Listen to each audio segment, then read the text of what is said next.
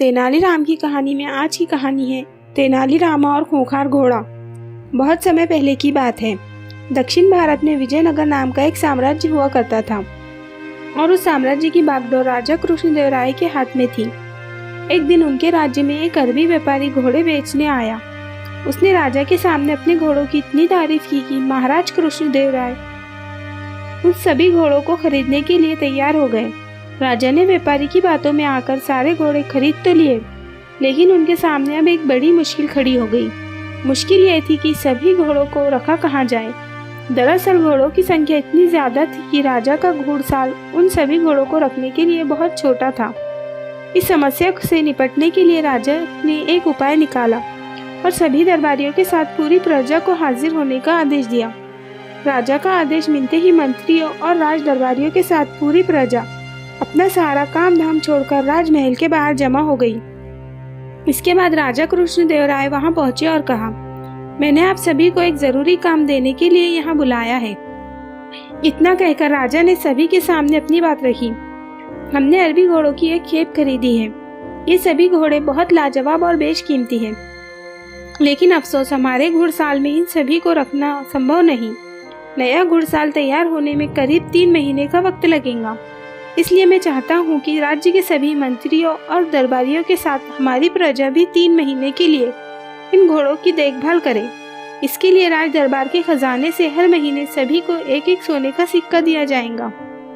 महीने में एक सोने के सिक्के के बदले घोड़े को संभालना और उनके चारे पानी का प्रबंध करना बहुत ही मुश्किल था, लेकिन कोई भी इस संबंध में कुछ न बोल सका, क्योंकि आखिर राजा का आदेश जो था। फिर क्या, सभी एक एक घोड़ा लेकर अपने घर की ओर चल दिए। वही एक घोड़ा तेनालीराम को भी मिला। तेनालीराम बहुत ही बुद्धिमान और चतुर था। वो अपने घोड़े को ले गया और घर के पीछे घास फूस की छोटी सी घुड़साल बनाकर घोड़े को वहां बांध दिया। राज्य की सारी प्रजा राजा के क्रोध से बचने के लिए अपना पेट काटकर घोड़े की खूब सेवा करने लगी। वही तेनालीराम घुड़साल में बनी छोटी सी खिड़की से घोड़े को हर रोज थोड़ा सा ही चारा देता। देखते ही देखते 3 महीने पूरे हो गए। समय पूरा होने के बाद सभी को राजमहल फिर से बुलाया गया। राजा का आदेश सुनकर सभी अपना अपना घोड़ा ले राजमहल पहुंच गए, लेकिन तेनालीराम खाली हाथ ही पहुंचा। तेनालीराम के साथ घोड़ा ना देख राजा हैरान हुए और उससे घोड़ा न लाने की वजह पूछी।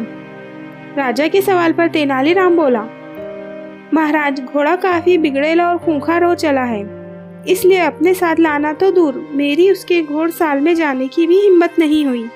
तेनालीराम की बात सुनते ही राजगुरु बोले, महाराज, तेनालीराम झूठ बोल रहा है। हमें खुद जाकर इस बात का पता लगाना चाहिए। राजगुरु की बात सुनकर राजा कृष्णदेवराय उन्हें खुद तेनालीराम के घर जाकर सच्चाई का पता लगाने को कहते हैं।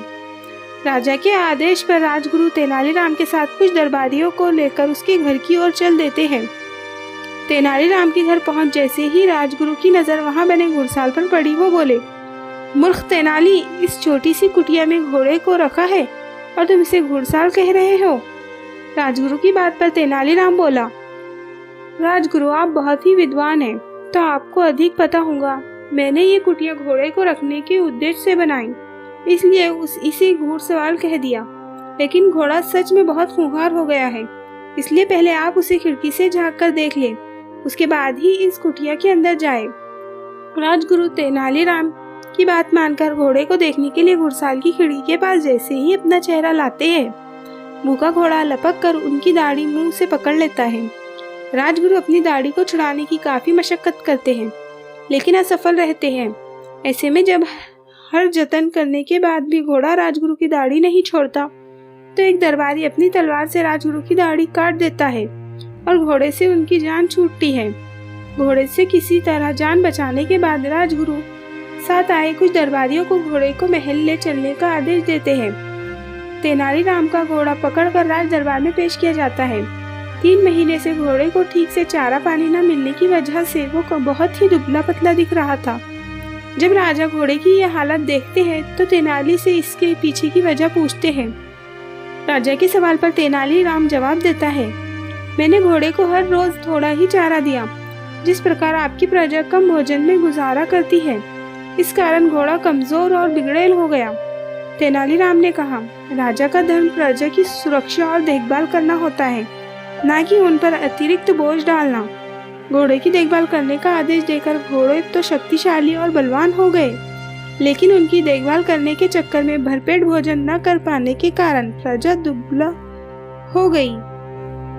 महाराज कृष्णदेव को अब तेनालीराम की बात समझ आ गई और उन्हें गलती का एहसास हुआ। उन्होंने अपनी प्रजा से इस गलती के लिए क्षमा मांगी और तेनालीराम की बुद्धिमानी के लिए उसे सम्मान के रूप में इनाम दिया। कहानी से सीख।